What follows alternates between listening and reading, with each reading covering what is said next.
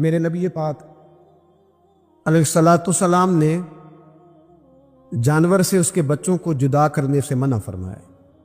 جب تک بچے کو ماں کی ضرورت ہے اسے جدا نہیں کیا جائے گا، جب تک وہ دودھ پیتا ہے اسے جدا نہیں کیا جائے گا، جب تک چڑیا کا بچہ بھی چھوٹا ہے اور اس کی ماں اس کے لیے دانہ لے کے آتی ہے تو اسے ماں سے جدا نہیں کیا جائے گا، اس کی جذبات کا، احساسات کا خیال رکھا جائے گا۔ یہاں تو میرے دیہاتوں کے جو بڑے سمجھدار قسم کے سمجھدار چودھری قسم کے لوگ ہیں، ان کا بھی جب بہو سے اختلاف ہوتا ہے تو کہتے ہیں اس کے بچے رکھ لو، یہ جب خود روئے گی تو لوٹ کے آ جائے گی۔ جس محبوب نے جانور سے اس کے بچے جدا کرنے سے منع کیا، ماں سے بچے جدا کر رہا۔ اور سیانے لوگ اور کچھ میکے بھی ایسے ہیں، میکے بھی وہ کہتے ہیں بیٹے تو آ جا اور بچے واپس کر دے، اس لیے کہ بھئی ہمارا نہیں ان سے نظام چلے گا، بچے ان کے ہیں تو ان کو دے۔ یا کتنا ظلم ہے۔ سیانہ انسان ہو کے یہ بات کر رہا ہے، سمجھدار ہو کے، عقل مند ہو کے، ذی شعور ہو کے، دعویٰ ہے اس کی بزرگی کا۔ نبی رحمت علیہ السلام کی غلام حضرت ابو ہریرہ رضی اللہ تعالیٰ عنہ فرماتے ہیں، مشکات میں موجود ہے، فرمایا کہ چڑیا آئی اور آ کے میرے نبی کے کندھوں پہ بیٹھ گئی۔ جانے اس چڑیا نے کیا کہا کہ محبوب کی آنکھوں میں آنسو آ گئے۔ حضور روئے اور فٹافٹ حضور اٹھے، فرمایا کون اس کے بچے اٹھا کے لایا ہے؟ کس نے اس کے بچے اٹھائے؟ کون ہے؟ جلدی بتاؤ۔ حضرت ابو ہریرہ کہتے ہیں ایک صحابی ہے کہ یا رسول اللہ مجھے ذرا پسند آ گئے تھے تو میں اٹھا لایا۔ حضور نے فرمایا اسے واپس کر دے، ورنہ یہ ایک میری بارگاہ میں شکایت کر رہی ہے تو قیامت میں بھی تیری شکایت کرے، اور جا وہیں رکھ کے آ جہاں سے تو اٹھا کر کے لایا تھا۔ میرے دوستو، دین اتنے اعلیٰ حقوق بیان کرے جانوروں کے اور انسان اس سے آگے بڑھ کے انسانوں کے ساتھ سلوک کرے۔ اور یہ بھی یاد رکھ لے کہ شکار ضرورت کے لیے کھیلنا جائز ہے، شوق کے لیے کھیلنا جائز نہیں ہے۔ آپ شوق کے لیے جانور مار کے گھر آ گئے، شوق کے لیے جانور مارا اور گھر آ گئے۔ معاذ اللہ تعالیٰ ایسے بھی شہزادے ہیں سیاستدانوں کے، سیٹھوں کے، نوابوں کے، جو کہتے ہیں کہ ابھی وہ کوئی کھانے کے لیے تھوڑی شکار کر رہا ہے، وہ تو نشانہ پکا کر رہا ہے اپنا۔ معاذ اللہ نشانہ سمجھ کے جانور کو مارا جائے گا۔ اور یہاں تک باتیں سننے میں ملتی ہیں کہ جانور باندھا جاتا ہے، اس پہ نشانہ کیا جاتا ہے۔ رسول پاک علیہ السلام نے لعنت فرمائی ایسے شخص پر جو بندھے جانور پر نشانہ لگاتا ہے۔ یہ ہمارے شوق ہیں، یہ بڑائی کی علامت ہے۔ چار پیسے آیا تو لوگوں نے یہ شوق پال لیے، اور بے دریغ جانوروں پر لوگ بندوقیں اٹھائے گھومتے ہیں۔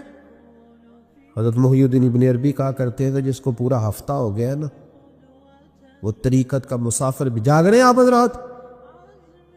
کہتے تھے جس کو پورا ہفتہ ہو گیا نا طریقت کا مسافر بھی ہے، پر اللہ رسول کی یاد میں رویا نہیں۔ فرماتے تھے مجھے تو اس کے ایمان پر شک ہونے لگ گئے کہ 8 دن ہو گئے اسے خیال ہی نہیں آیا۔ حضرت عمر میدان میں جس شخص کے کبھی پاؤں نہیں لڑکھڑائے، اللہ رسول کی بات آتی تھی تو دریا بہتے تھے آنسو۔ یہاں حال ہی کوئی نہیں، خشک جملے اور جناب موٹے موٹے تراشے ہوئے فکرے اور لفظوں کی ہیرا پھیری، اس کے علاوہ کوئی چیز نظر ہی نہیں آتی۔ حضرت عمر رونے لگے، آخری وقت ہے، تڑپ رہے ہیں، آنسو بہہ رہے۔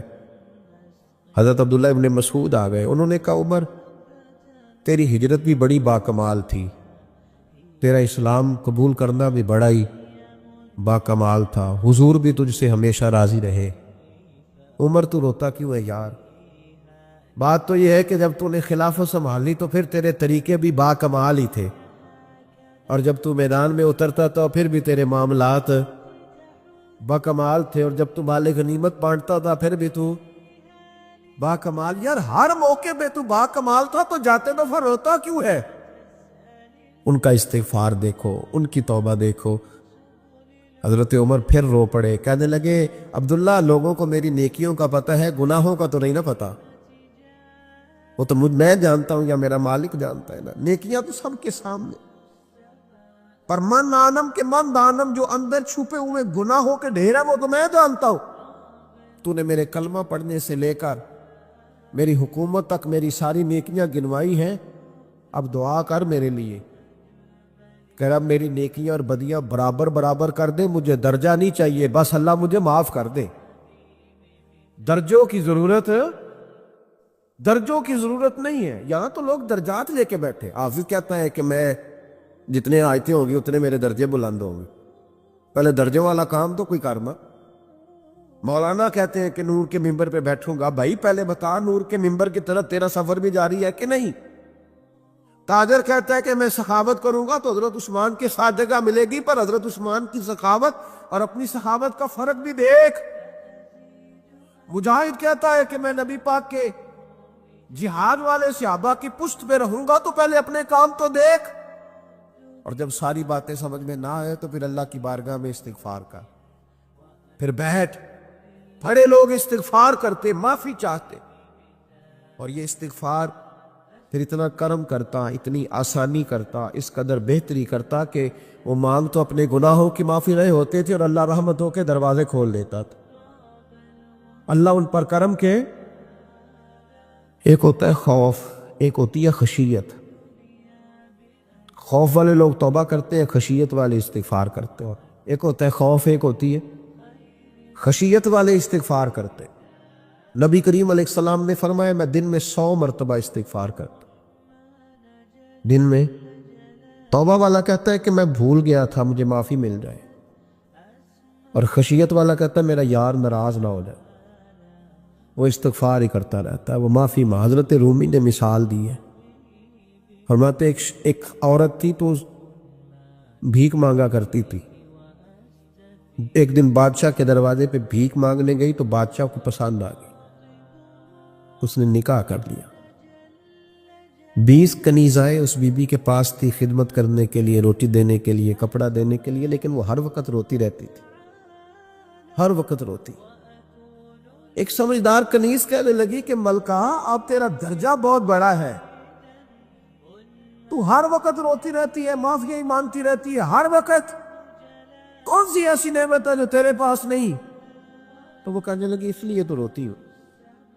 تو کیا مانا؟ کہنے لگی اس لیے روتی ہوں کہ میں اس قابل نہیں تھی جو مجھے مل گیا، کہیں میرے سر کا سائیں ناراض نہ ہو جائے، وہ کہیں بگڑ نہ جائے۔ مجھے پتا ہے کہ میں کیا تھی اور مجھے کہاں تک پہنچا دیا، میں روتی اس لیے ہوں کہ کبھی کہیں وہ ناراض۔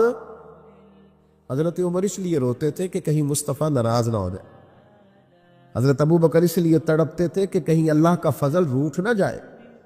یہ جو مولا علی اپنے کمرے میں بیٹھ کے زور زور سے استغفار پڑھتے، وہ اس لیے نہیں کہ بڑے پاپ تھے جن کی معاذ اللہ معافی مانگتے تھے، اس لیے کہ رب رسول کہیں ناراض نہ ہو۔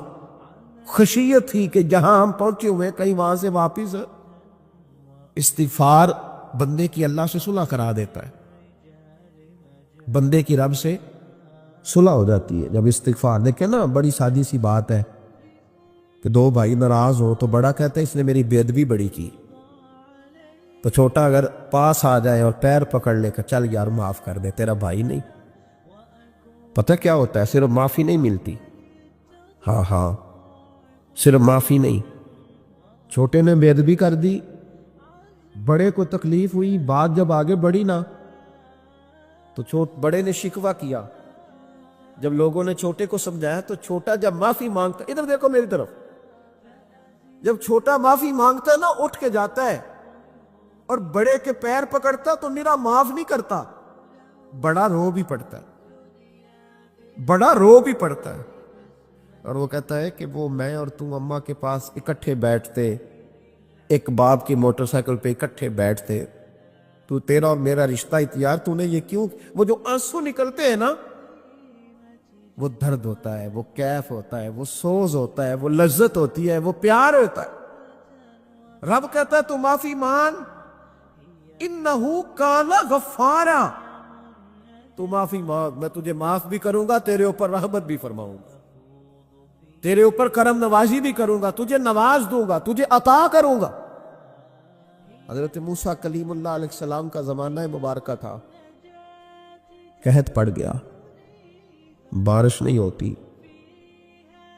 ہم لوگ نا اب تو خیر ہمارے پاکستان میں تو ٹیبل ٹاک ہوتی ہے، ٹاک شو ہوتے ہیں ہمارے یہاں، تو پتہ کیا جاتا ہے کہ بارش ہو کیوں نہیں رہی، پر اس پہ یہ ہوتا ہے کہ دھواں بڑا چڑھ گیا ہے، حالات بڑے خراب ہے، فلاں ایسے ہو گیا، قحط کا ہم تو اسباب تلاش کرتے رہتے ہیں نا جی، فوگ بہت زیادہ ہے، فلاں چیز ایسے ہے، فلاں چیز ایسے، ہم تو یہ تلاش کرتے رہتے۔ وہ لوگ یوں نہیں کرتے تھے، وہ سیدھے جا کے مصلوں پہ بیٹھتے تھے، اس لیے کہ وہ کہتے تھے جب رب چاہتا ہے تو پھر کوئی چیز کسی چیز کو روک سکتی، وہ سیدھے مصلے پہ بیٹھتے۔ اعلیٰ حضرت فاضل بریلوی رحمۃ اللہ علیہ کے پاس ایک مولانا محمد حسین آئے، وہ فلکیات کے بڑے ماہر تھے، تو اعلیٰ حضرت نے فرمایا ذرا ستاروں کا حساب لگا کے دکھاؤ بارش کب ہوگی، کہنے لگا پورا مہینہ تو نہیں ہوگی۔ تو اعلیٰ حضرت رحمۃ اللہ علیہ فرمانے لگے کہو کہ میرا علم کہتا ہے مہینہ نہیں ہوگی، اللہ چاہے تو ابھی ہو سکتی ہے۔